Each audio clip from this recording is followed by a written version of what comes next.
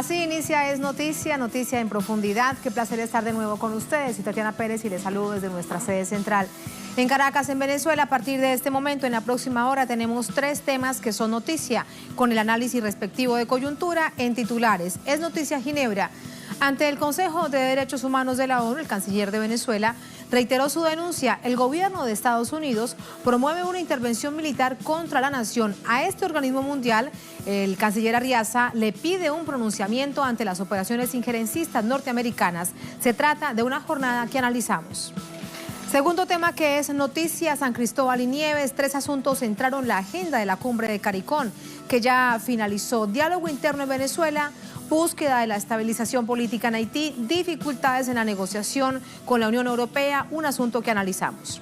Tercer tema que es noticia, Vietnam. Entre apretones de mano, promesas de una positiva relación. Así avanza la segunda cumbre entre Kim y Trump en Hanoi, la capital.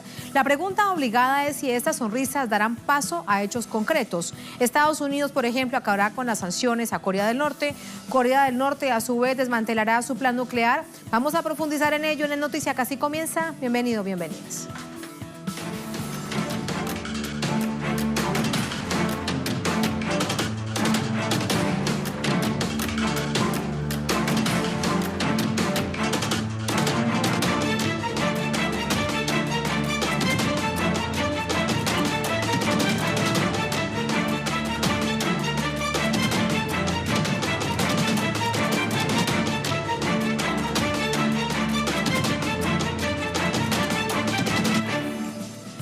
En Noticia Ginebra, ante el Consejo de Derechos Humanos de Naciones Unidas, Venezuela reitera su denuncia sobre el asedio económico y la amenaza militar al que es sometido el país suramericano por parte de los Estados Unidos. El Ejecutivo hizo una nueva convocatoria al diálogo nacional, invitó a representantes extranjeros a conocer la realidad de esta nación. Detalles a continuación.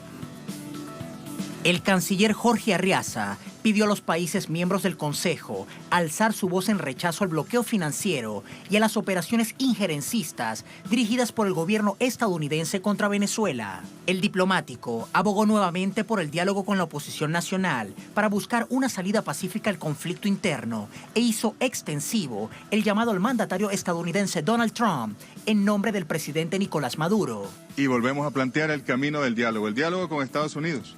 Sí, ¿por qué no? Entre el presidente Maduro y el presidente Donald Trump, que se reúnan.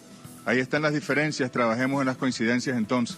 En este mismo contexto, los embajadores del movimiento de países no alineados sostuvieron un encuentro extraordinario. Allí el canciller venezolano agradeció la solidaridad del bloque con su país y la defensa de los principios democráticos internacionales. Como parte de su agenda en Suiza, Arriaza se reunió con la alta comisionada para los derechos humanos en Naciones Unidas, Michelle Bachelet, a quien le actualizó información sobre la realidad de Venezuela y le reiteró la invitación del presidente Maduro para visitar el país.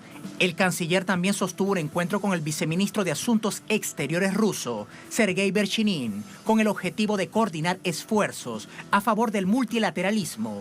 Además, el diplomático mantuvo una reunión bilateral con el presidente del Comité Internacional de la Cruz Roja, Peter Maurer. Maurer aseguró que el comité no participa en actividades organizadas por el gobierno o la oposición venezolana, en atención al estatus de organización neutral, tal como lo ha resaltado en oportunidades anteriores. Nuestra preocupación y nuestro enfoque es, por un lado, aumentar nuestra respuesta a los venezolanos, y por el otro, evitar la controversia política y las divisiones políticas.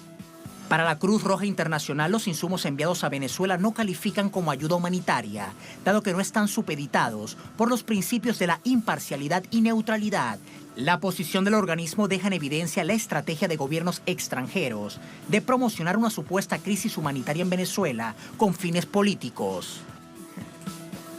Así vamos con el análisis. Para ello nos acompaña Vladimir Adrianza, analista internacional, experto en temas geopolíticos, profesor universitario de Geopolítica y Petróleo. Profesor Adrianza, ¿cómo está? Buenas noches y gracias por acompañarnos. Contento de estar aquí contigo de nuevo. Gracias a usted. Quiero comenzar primero, después de todo esto que hemos visto durante la jornada, el canciller de Venezuela se va a Ginebra. Hay un asunto que probablemente algunos no conocerán, y es cómo funciona el Consejo de Derechos Humanos de Naciones Unidas. No todas las naciones hacen parte del Consejo, no son más de 50, no está Estados Unidos, y la voluntariedad de llegar allá es un asunto de cada estado, no es una obligación. Hay algunos medios de comunicación que han obviamente de nuevo criticado la presencia del canciller de Venezuela hablando de la crisis humanitaria y de derechos humanos en el país. Bueno, lo primero que hay que decir, y hay que felicitar al canciller Arreaza por las declaraciones que ha dado todos estos días, pero específicamente por las que dio hoy en el Consejo de Derechos Humanos de las Naciones Unidas y por la que dio ayer en el Consejo de Seguridad de las Naciones Unidas. Evidentemente sus declaraciones fueron sumamente claras y muy enmarcadas a todo lo que es el derecho internacional. Evidentemente los que más critican a Venezuela hoy en día son estados que no aceptan o que no forman parte de algunas comisiones y como tampoco avalan otros organismos internacionales, como el caso de la Corte de la Haya, el caso de los Estados Unidos. Estados Unidos es el primero en exigir y hablar de democracia y de derecho internacional, y es quien más lo infringe hoy en día. Eso es y someterse al examen de los derechos humanos es una decisión de cada estado. Sí. No es una obligación por parte del sistema de Naciones Unidas. Pero independientemente de que así sea, lo lógico es que tú actúes con la moral y con la ética. Y la ética te dice que si tú no participas en algo, definitivamente no estás calificado para hacerlo. Entonces, eso es lo que usualmente sucede con los Estados Unidos y con las declaraciones de los Estados Unidos y con las posiciones que ha tenido en materia de ambiente, en materia de un montón de cuestiones que escapan al objetivo de este programa. Ahora bien, son muy largos de explicar. Yo veo que lo más importante de lo que ha hecho el canciller Arreaza es describir de una manera sucinta, por decirlo así, muy objetiva, la situación que ha tenido Venezuela. Situación que el ataque continuado que Venezuela ha estado recibiendo y el ataque que recibe prácticamente la mentira, sobre todo desde funcionarios, como el caso de Elliot Abrams. Las declaraciones de ayer fueron más que impresionantes en términos del desparpajo, el descaro que el señor mostró en el Consejo de Seguridad.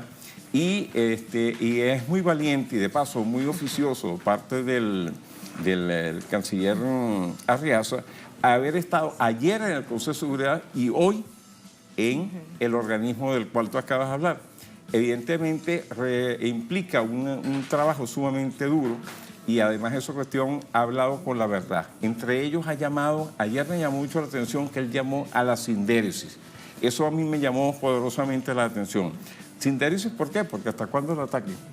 Y el ataque indiscutiblemente vemos que tiene repercusiones hacia lo interno, hacia la política interna de los Estados Unidos por la necesidad de reelección de Trump y hacia afuera, porque el objetivo de los Estados Unidos es básicamente hacer hoy en día lo que se llama la argumentación Zebrowski, que no es otra cosa que buscar el hecho de quedarse con los recursos naturales de todo país que ellos intenten intervenir de alguna forma. Evidentemente, el caso de la presencia en el Consejo de Seguridad de las Naciones Unidas y la presencia hoy en la Comisión de Derechos Humanos denota una posición muy valiente, sobre todo porque, como tú dices, no es todo el mundo el que va para allá y era obvio que iba a recibir resistencia. Sin embargo, habló con la verdad de Venezuela. Eso es lo más importante de lo que ha hecho Arreaza en estos días. Hay algo también sobre lo que quiero preguntarte, y es en sí mismo el papel de Naciones Unidas, que ha jugado no solamente en estas últimas 48 horas, digamos, en los últimos meses, con respecto al gobierno, al pueblo, al Estado en general de Venezuela. Naciones Unidas, de hecho, ha sido increpada por aquellos que dicen que no debe mantener el nivel de neutralidad que sí ha mantenido en este momento y no en otras oportunidades. El papel que está jugando en este momento Naciones Unidas, sobre el que Venezuela evidentemente cree y confía. Tatiana, el gran problema de los países que crearon las Naciones Unidas es que a la hora de aplicar el derecho internacional, ellos se creen con la posibilidad de hacer caminos alternos a eso. El objetivo del sistema de Naciones Unidas, el objetivo de toda la diplomacia es buscar la paz en el mundo, buscar el diálogo, buscar la conciliación, buscar los métodos pacíficos de resolución de conflictos, como aparece en la Carta de las Naciones Unidas, como aparece en la Carta de la OEA y como aparece en cualquier carta que tenga que ver con el derecho internacional, que no es más que la búsqueda de la paz por métodos de diálogo, de conversación, de negociación. Entonces, eso justamente es el punto. El punto es que lo que las Naciones Unidas hace es lo que ha intentado estos días hacer, es lo que siempre debió hacer y no todas las veces lo ha hecho. Porque aquí en América Latina lo hemos visto en algunas oportunidades, pero sobre todo más con organismos que se relacionan con las Naciones Unidas, como es el caso de la OEA. La OEA realmente, una cosa es lo que dice la Carta y otra cosa es el historial de la OEA. Y Naciones Unidas en Oriente Medio, donde siempre se denunció, por ejemplo, para el caso de Libia, para el caso de Irak, que no hizo nada, que dejó a Estados Unidos actuar a sus anchas. El caso de Palestina. El caso de Palestina. El caso de Libia, yo recuerdo que aquí mismo en el canal, hace unos años, se conversaban ese tema. Y evidentemente una de las cosas que han hecho los Estados Unidos es romper las directrices de Naciones Unidas. El caso de la invasión de Irak fue una rotura clarita del sistema de Naciones Unidas. Luego de eso lo hizo, lo ha sido con el caso de Libia y por supuesto con el caso de Siria. Entonces es una posición en la que te escucho si me da la gana. Y si no me da la gana, yo llevo adelante mi política. Eso es una postura bastante criticable, sobre todo de aquellos países que han sido hegemones a nivel mundial, tipo los Estados Unidos hoy en día, y de lo que le queda en este caso, a algunos países europeos que fueron potencias, que fueron imperios y que creen que todavía están en la época de las cañoneras. Yo me pregunto, profesor, si esto que estamos viendo de Naciones Unidas, particularmente de su secretario general, porque hemos visto a Michelle Bachelet, la actual alta comisionada para los derechos humanos de Naciones Unidas, muy contradictoria. Un día presenta un comunicado muy parcializado en contra de Venezuela, pareciese que está muy mal informada, por eso me centro en el secretario general. Si es porque hay cambios de rostros de aquellas figuras que lo representan, si es que aprendieron la lección o si es que están también luchando por su supervivencia. Yo voy a inclinarme, no por eso, me voy a inclinar por el hecho de que para mí hay una traición a lo que es la postura ética de cada quien. La doctora Bachelet, y hay que recordárselo, su papá fue perseguido en la dictadura de Pinochet, sumamente perseguido. Y además de eso, si mal no me acuerdo, yo no recuerdo con exactitud, pero él no sé si fue muerto o algo así. Tengo esa duda en este momento. Pero definitivamente ella debería hacer moralmente honor a lo que es combatir el imperialismo en todas sus formas. Pero ella también fue perseguida y fue torturada. Claro, ella también fue perseguida y ahora no ha pasado nada. Ahora yo me deslindo porque estoy en un juego en el que me han beneficiado con un cargo.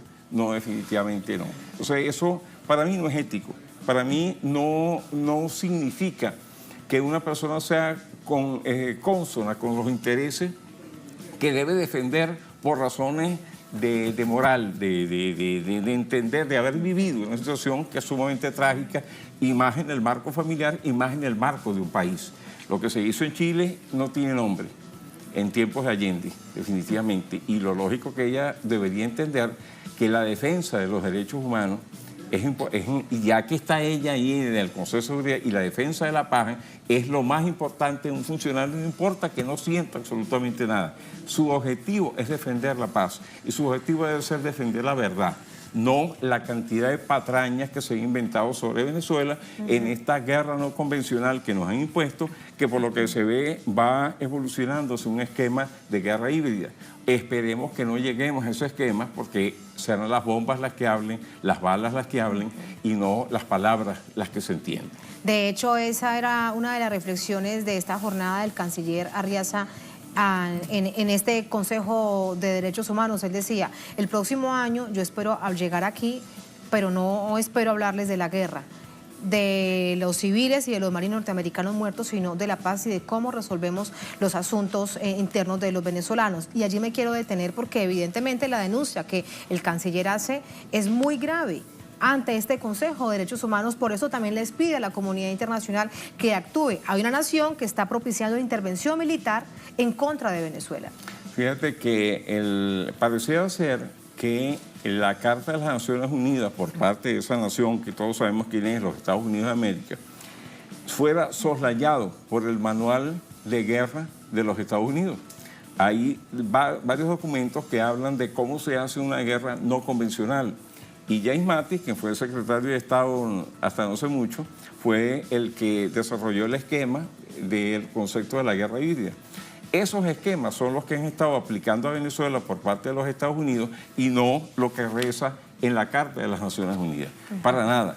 Entonces, el hecho de que el canciller Arriaza se los recuerde es algo muy importante, porque, y de paso muy valiente, porque Venezuela está en el marco de un cerco internacional, y ese cerco internacional, a excepción, con honrosas excepciones, ha golpeado significativamente al venezolano, ha golpeado la psique del venezolano, ha golpeado el estómago del venezolano y ha golpeado la salud del venezolano.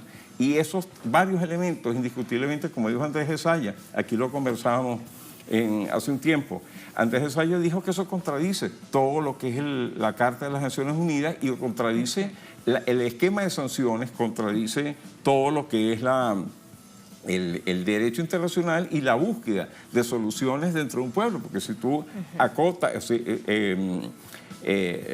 rodeas ese pueblo, si tú lo golpeas, si tú lo coaccionas, si lo bloqueas, que es lo que están pasando con nosotros en este momento aquí en Venezuela, evidentemente no estás procurando ni la paz, ni la mejora del pueblo, ni la solución pacífica de los conflictos, o sea, una contradicción abierta. Y esto resulta ser muy paradójico, porque a nivel interno hay algunas personas, incluso que no me refiero solamente a los que son militantes de la oposición interna en el país, sino a aquellos que dicen, yo no pertenezco a ningún grupo político, pero sí estoy afectado de todo esto, pero que cree realmente que quien bloquea de esta manera el país, el verdugo, es ahora el que va a venir a salvarlo, con la excusa, de nuevo, como escuchábamos en otros países, de la democracia y de la libertad, profesor. A mí me llama la atención en días pasados un video perdón, que alguien difundió, que es cómo quedó Siria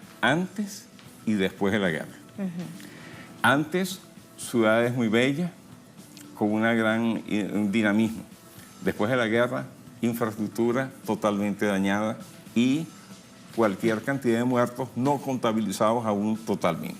Entonces, eso es lo que debería esta gente de verse en esa cara, como también algunos estados vecinos deberían verse en esa cara, puesto que la situación que tenemos en Venezuela, si en Venezuela se prende un conflicto, y hay que decirlo así, se va a expandir por toda la América del Sur.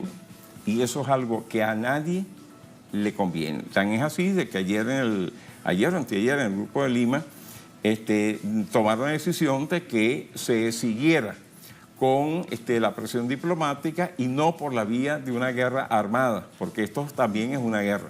Esto que está pasando es una guerra. Es una guerra no convencional, pero es una guerra, inclusive con conflictos de baja intensidad recurrentes. Y todos esos titulares a través de las matrices de opinión, no solamente en Venezuela, en América Latina, en tantas partes del mundo, ¿es parte de esa guerra híbrida? Es que es parte, no solamente es parte de la guerra no convencional que evoluciona el concepto de la guerra híbrida. Ese elemento es el que hay que entender acá. Y eso es lo que ha sustituido los Estados Unidos. Justamente la Carta de las Naciones Unidas ha sido sustituida por los manuales de guerra que se han fabricado en los centros de inteligencia de los Estados Unidos. ¿Qué preocupación eso, profesor? ¿Ah? ¿Qué nivel de preocupación eso que usted nos dice? Evidentemente porque allí queda con toda claridad la evidencia de cómo se rompen esos principios del derecho internacional. Es que ese es el principal punto.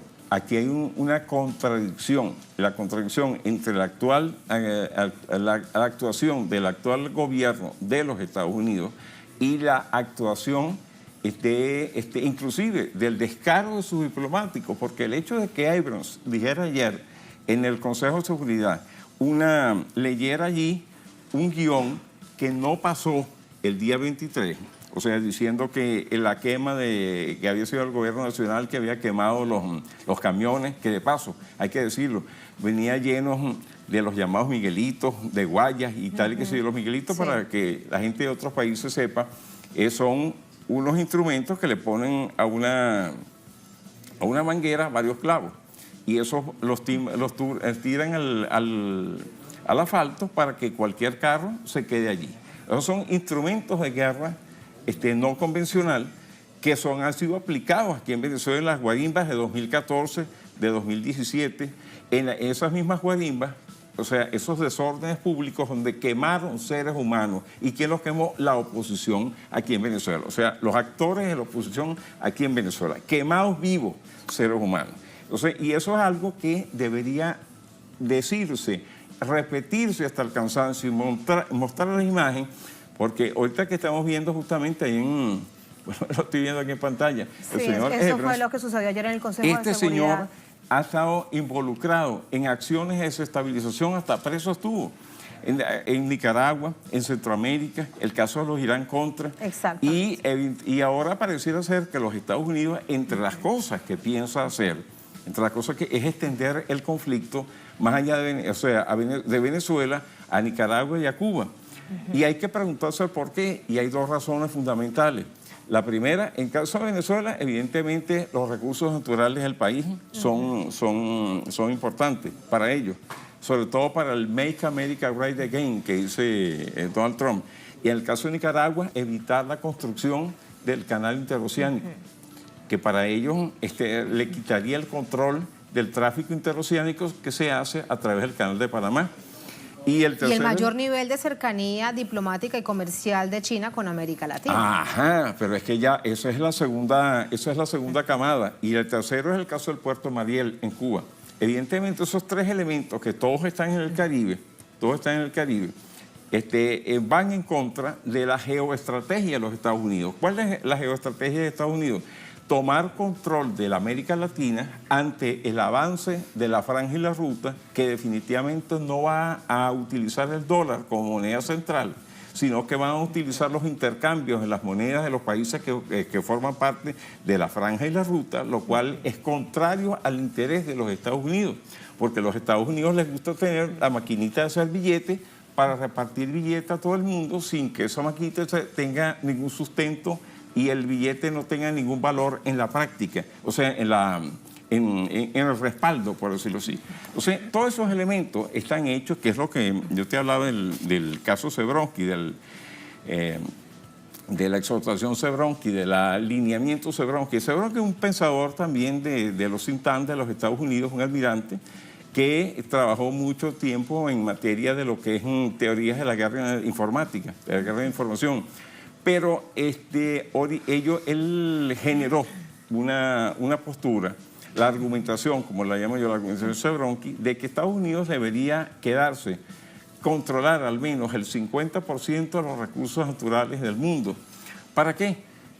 Y a eso se junta con lo que dijo Donald Trump. ¿Y Donald Trump qué dijo? Que si ellos lo invitaban a que Estados Unidos hiciera guerra a un país, ellos se quedaban con el 50% de los recursos. Ahora, en el caso de América Latina, ¿qué tiene que ver con eso? Bueno, tiene que ver algo muy sencillo. Desde 2014 hemos tenido la presencia en América Latina de Xi Jinping y Vladimir Putin. Luego vino Li Keqiang y demás. Hay un conjunto, una infraestructura financiera en desarrollo con respecto a China.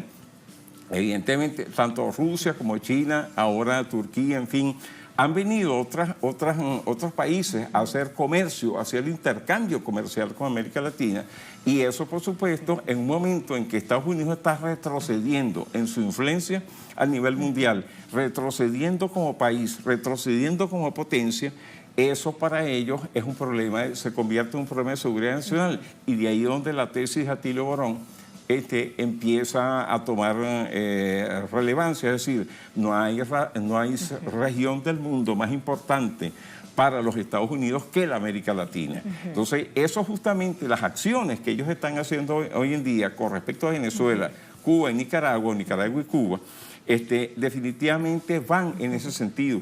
La acción Zebronsky, la argumentación Zebronsky justamente es ellos tomar control completo de la América Latina para ellos decidir quién explota y quién no los recursos naturales de América Latina en esta confrontación geoestratégica que existe en este momento.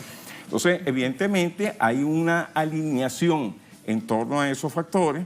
Hay estados que se alinean en un sentido, estados que se alinean en otro, y en este caso Venezuela, que tiene amplísimos recursos naturales, que tiene 20 años construyendo un modelo alternativo, tanto de economía como de sociedad,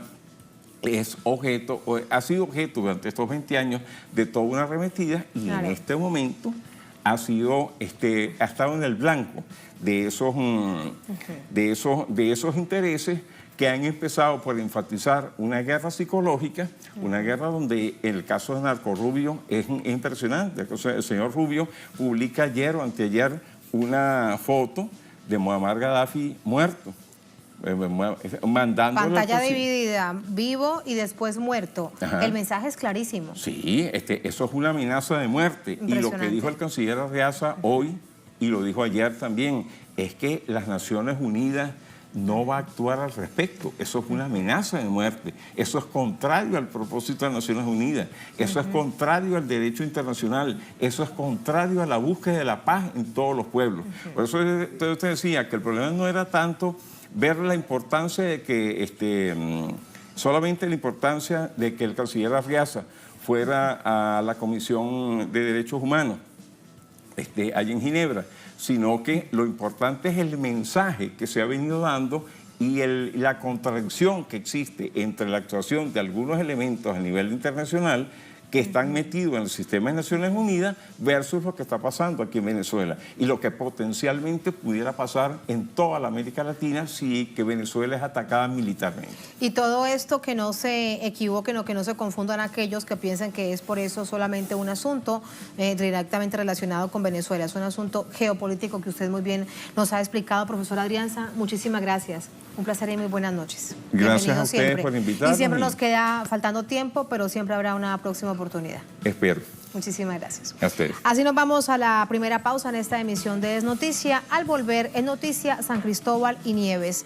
3 asuntos centraron la agenda de la cumbre de CARICOM: diálogo interno en Venezuela, búsqueda de estabilización política en Haití, dificultades en la negociación con la Unión Europea. Tenemos información desde el lugar de la noticia, tenemos el análisis al volver aquí en Es Noticia.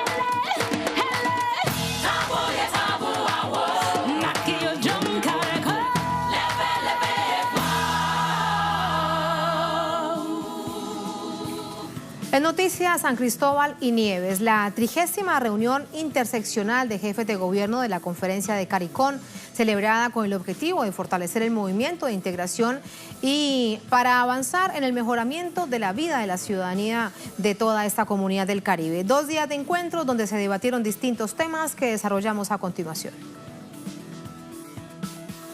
La cumbre interanual de la Comunidad del Caribe cierra su segundo y último día de encuentro. Los 15 países miembros del mecanismo de integración debaten sobre el desarrollo económico, comercial, humano y social de la región. Los encuentros realizados a puerta cerrada trataron sobre los eventos más relevantes que afectan a los países del Caribe. Primer tema, Venezuela. País caribeño que recibe constantes ataques en contra de su economía y pueblo. CARICOM rechaza de forma contundente cualquier tipo de intervención e instan al gobierno y oposición a persistir en los esfuerzos por el diálogo interno.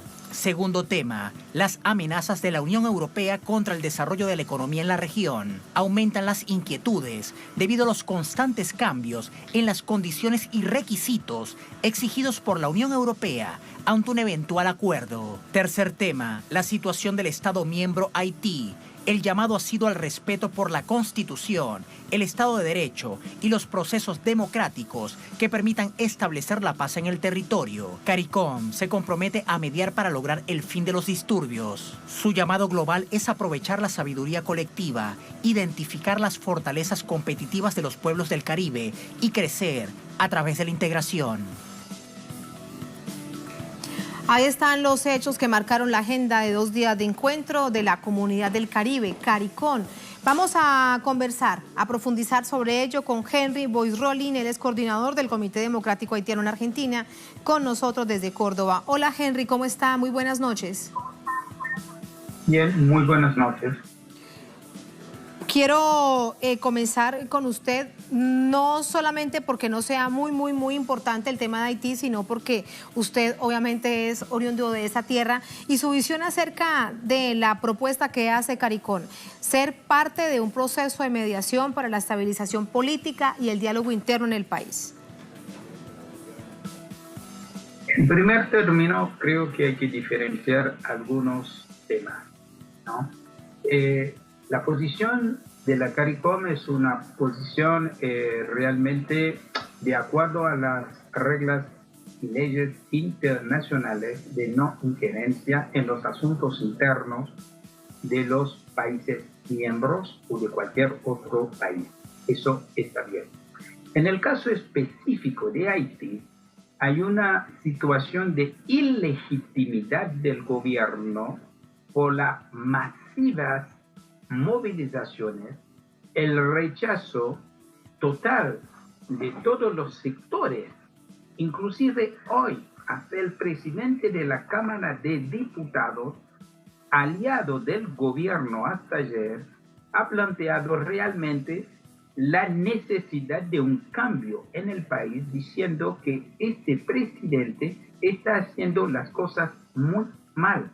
Entonces, ahí hay un tema preciso que hay que tener mayor precisión en esto, que es que lo que decide el pueblo, ahí sí la CARICOM, al no interferir, plantea también la necesidad de que el tema sea resuelto por los propios haitianos.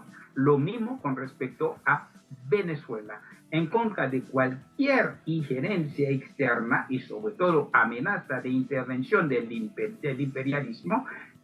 La CARICOM rechaza esto.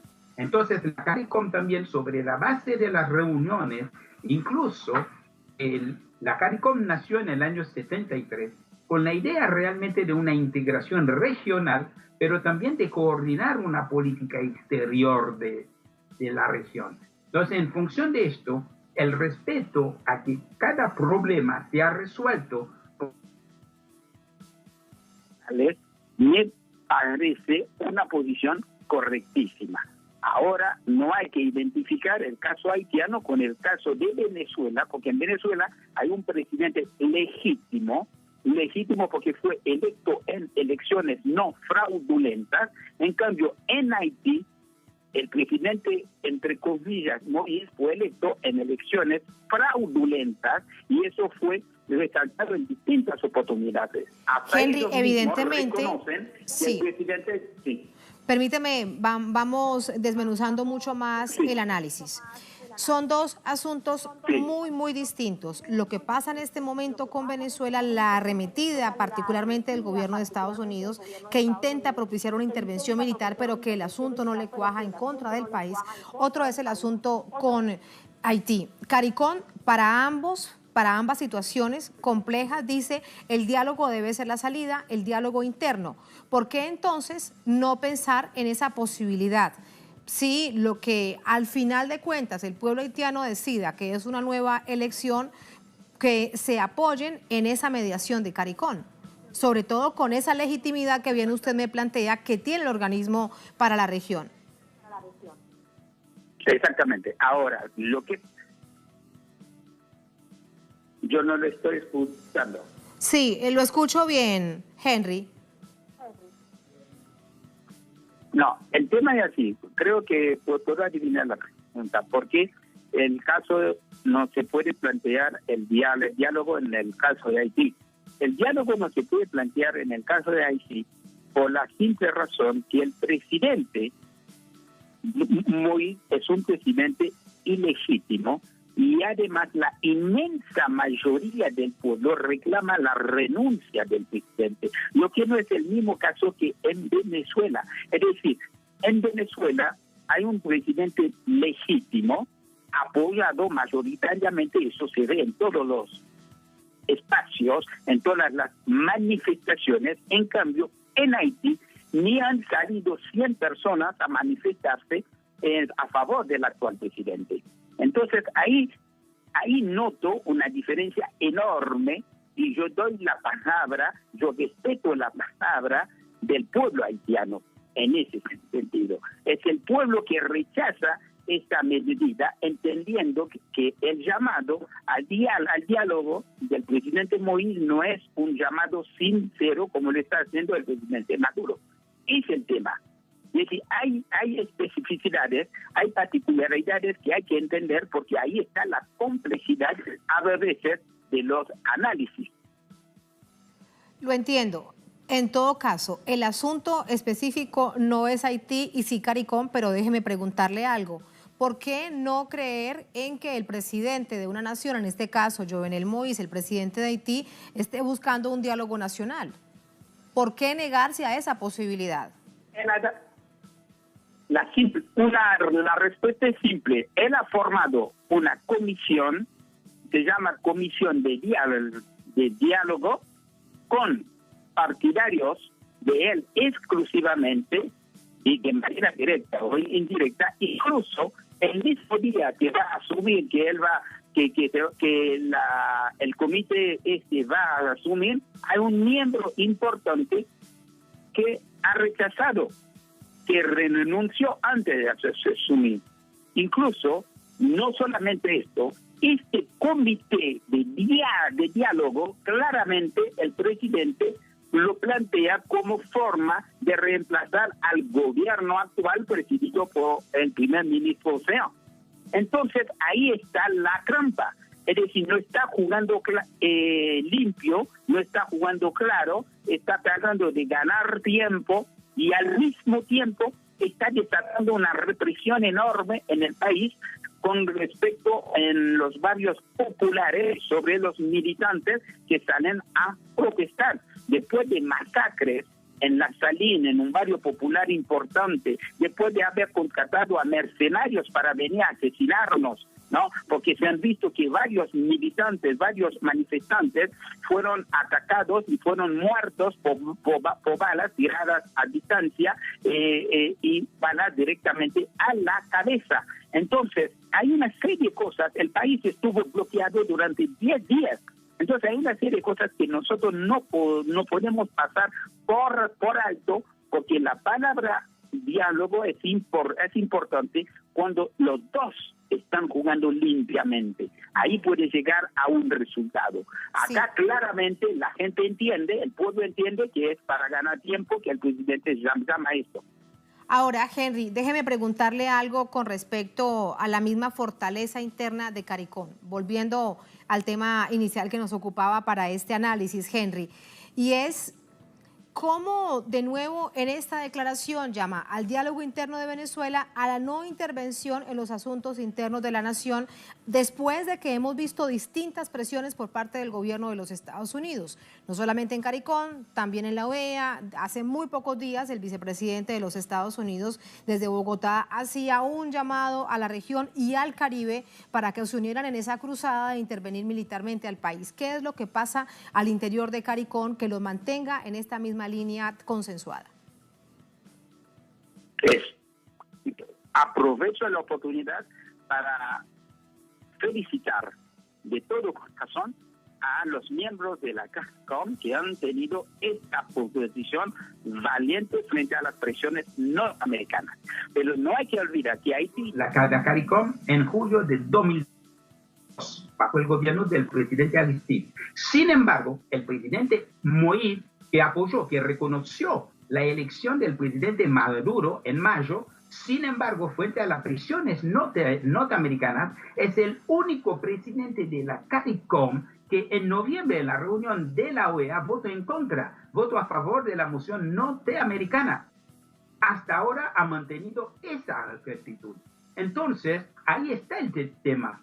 Es el único que realmente ha demostrado que es servil, que ha sido, digamos, blando frente a la presión norteamericana. Y él lo ha hecho con un solo objetivo: tratar de mantener el poder, porque la única forma de mantenerse es con el apoyo del gobierno norteamericano. Entonces, él prefirió sacrificar una relación histórica que nosotros tenemos con Venezuela desde Petión y Bolívar, y antes también, ¿no?, con Dessalines y Miranda, ahora para tirar por la borda una historia tan rica e importante entre los dos pueblos. Entonces, esto también es un elemento que el pueblo en la calle en Haití está reclamando, está acusando al gobierno de traición al hermano pueblo de Venezuela, porque Haití últimamente votó en contra del gobierno de Venezuela, a favor de la moción norteamericana. Entonces, hay un disenso en el seno de la CARICOM a partir de la posición del presidente de Haití. ¿Y qué ha pasado con el resto de países? Eso es muy importante también tenerlo desde esta perspectiva de la visión. ¿Qué es lo que ha pasado con los otros países que se mantienen en esa unidad y en esa fortaleza? De hecho, eso es parte también de las conclusiones en estas dos jornadas. La integración regional, la unidad y el desarrollo de todas estas naciones. ¿Cómo entonces mantener ese nivel de integración ante tantas amenazas y presiones? Un caso específico, bien usted lo ha dicho, es el de Haití.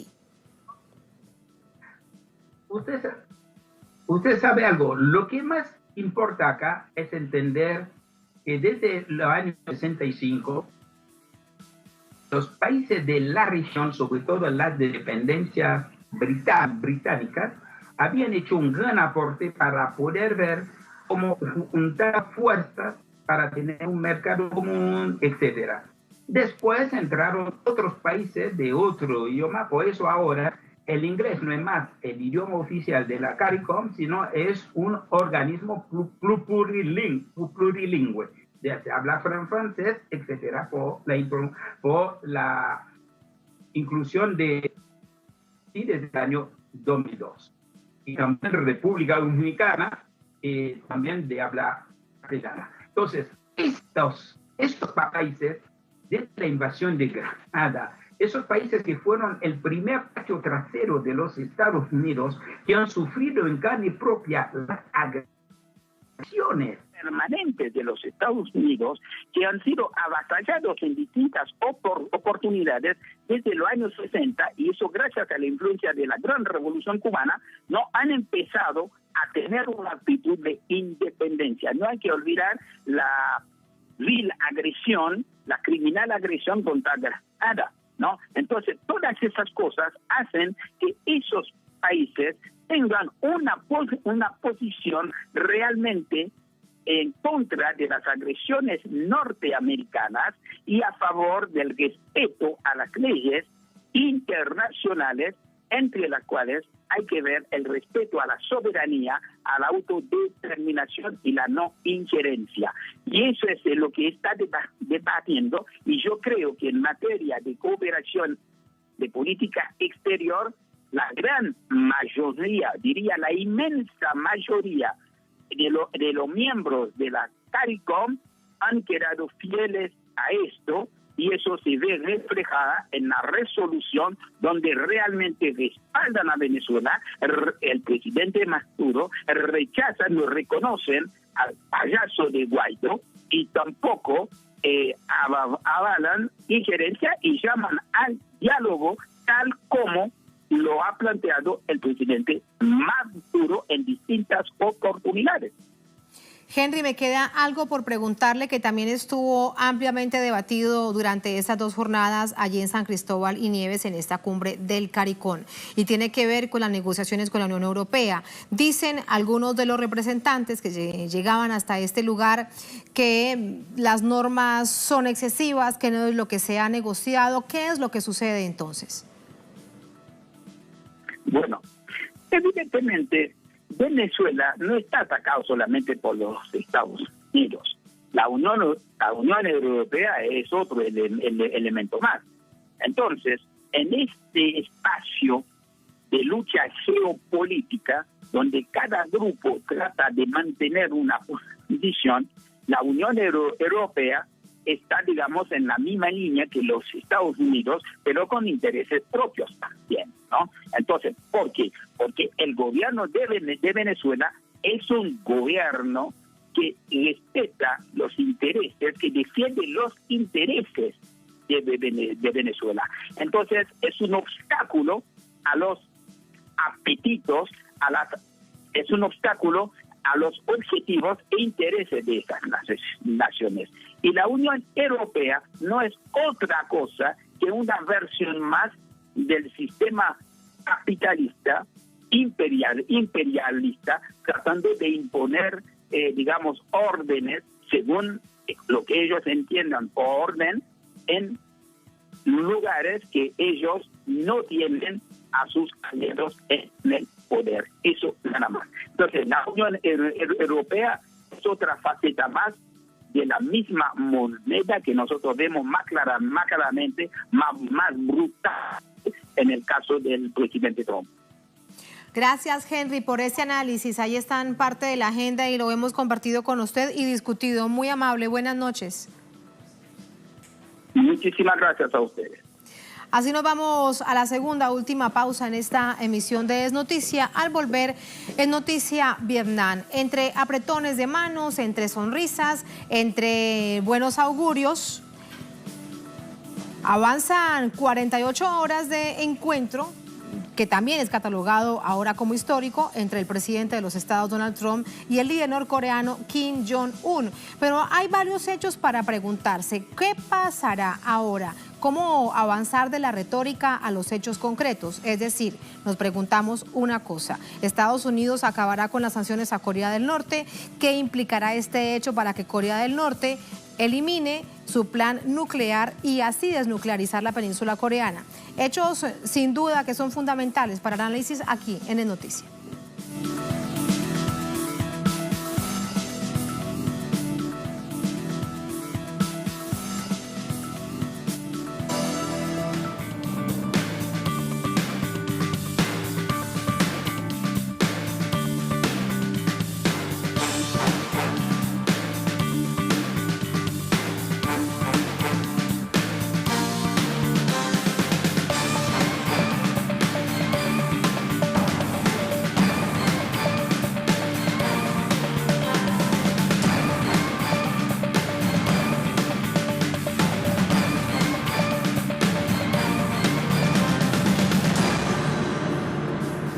En Noticia Vietnam, el líder norcoreano Kim Jong-un y el presidente de los Estados, Donald Trump, inauguraron este miércoles en Hanoi su segunda reunión después de 8 meses de no haberse encontrado. Sonrisas, apretón de manos, buenos augurios es lo que marcaron el inicio de este encuentro.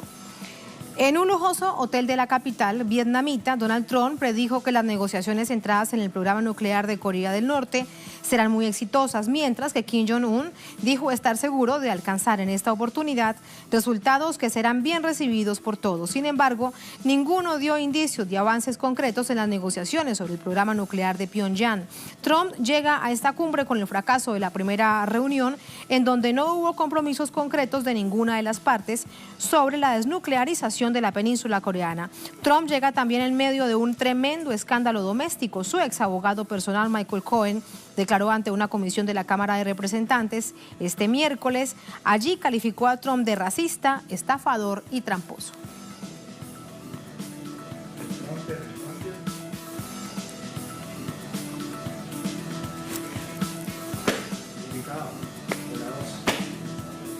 Vamos a conversar con James Early, miembro del Consejo del Instituto de Estudios Políticos de Washington, con nosotros precisamente de Washington. Profesor James, lo saludo vía telefónica. ¿Cómo está? Bien, bien, gracias.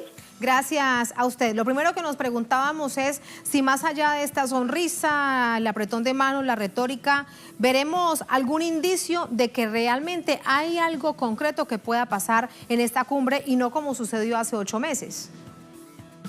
Bueno, primeramente creo que debemos reconocer la importancia del hecho de que estas negociaciones, este segundo encuentro, realmente ha resultado en bajar las tensiones de posibilidades de guerra que teníamos antes, cuando Trump estaba llamando nombres al líder de Corea del Norte y el Corea del Norte estaba tirando sus misiles.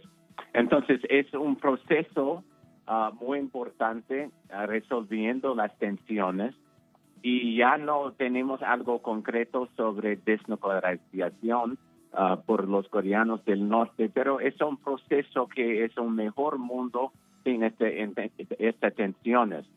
Y es obvio que el equipo de Trump no realmente tiene una estrategia clara, pero se parece que los coreanos del norte tienen una estrategia lentamente, primeramente a llegar a un momento de declarar el fin de la guerra oficial, y para ellos a entrar en los protocolos establecidos por las otras naciones, a tener negaciones regulares con los Estados Unidos. Entonces debemos entender que estamos procesando poco a poco, pero nada concreta sobre los nortecoreanos dejando sus procesos de desarrollar un poder nuclear. Porque todo esto pareciese por la primera y cortísima declaración del presidente de los Estados Unidos, que intentará de nuevo imponerse como en otras naciones producto de negociaciones sobre Corea del Norte, cuando dice que las relaciones probablemente serán todo un éxito, y lo dice con una gran sonrisa. Bueno, debemos otra vez definir lo que entendemos por la palabra exitoso. Es un proceso que ha bajado las tensiones. Entonces es algo efectivo que es mejor para la humanidad en total, no solamente de relaciones bilaterales entre los Estados Unidos y Corea del Norte. Y ha bajado tensiones entre el Corea del Sur, entre el norte. Se permite los coreanos nortes a entrar en los protocolos regulares de los países, a no tener demasiada dependencia de China. Esos son procesos exitosos hacia un posible acuerdo de desnuclearización de Corea del Norte. Pero yo creo que realmente ellos van al fin, yo no sé cuándo, acotar el proceso, el número de su capacidad nuclear, pero no va a dejar todo a sus poderes nucleares. Y probablemente al fin de este proceso, yo no sé, y nadie sabe cuándo va a terminar estas negociaciones. Un paso, profesor Early. Probablemente pasa a ser un pequeño poder nuclear entre los protocolos establecidos entre países internacionales. Y un paso, si es que Estados Unidos realmente quiere mostrar su voluntad y su deseo que todo sea exitoso, será ir eliminando el nivel altísimo de sanciones que tiene contra Corea del Norte. Y también decirle a la Unión Europea que deje de hacerlo, porque primero salen las de Estados Unidos e inmediatamente después aparecen las de la Unión Europea. Bueno, hay un diálogo sobre la posibilidad de cortar las sanciones. Y vamos a ver al fin de este discurso entre Trump y el líder de Corea del Norte sobre los acuerdos concretos. Pero no vamos a llegar a un momento de que ellos van a declarar, no va a adelantar más su proceso nuclear. Probablemente un corto un poco relajo de las sanciones, algunos de ellos, y posiblemente un paso hacia un acuerdo a terminar el conflicto oficial, otra vez que se permite a los coreanos del norte a entrar en la comunidad internacional con los protocolos establecidos. Y es para el mundo, es un avance a no tener estadounidense amenazando una invasión militar o regime change, algo como así. Pero es un proceso, necesitamos tener paciencia a determinar no solamente las relaciones bilaterales entre Corea del Norte y los Estados Unidos, pero también los otros países, el Corea del Sur, el rol de China, también que necesitamos examinar más la influencia de China en este proceso bilateral entre los Estados Unidos y Corea del Norte. Y en todo caso, todo esto es mucho mejor a recordar los hechos de altísima escalada de tensión que se registraron meses atrás entre Estados Unidos y Corea del Norte. Algunos hablaban ya de casi que una inminente guerra, y esto por supuesto que cundía de pavor a toda la humanidad. Así que mucho mejor que las cosas avancen así. Profesor Henry, gracias. Muy buenas noches. Muy buenas noches.